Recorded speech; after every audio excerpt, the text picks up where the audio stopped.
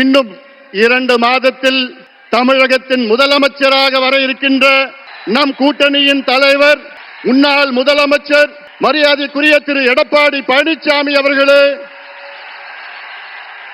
இங்கே இந்த துரோகி திமுக ஆட்சியை, கொடுங்கோல் திமுக ஆட்சியை, ஊழல் திமுக ஆட்சியை விரட்டி அடிப்போம், வீட்டுக்கு அனுப்புவோம் என்று முழக்கத்தோடு, வீர முழக்கத்தோடு வருகை தந்திருக்கின்ற லட்சோப லட்ச அனைத்து கூட்டணி கட்சியின் நிர்வாகிகளே, தொண்டர்களே, ஊடக நண்பர்களே, உங்கள் அனைவருக்கும் இந்த அன்புமணி ராமதாஸின் பணிவான வணக்கங்கள்.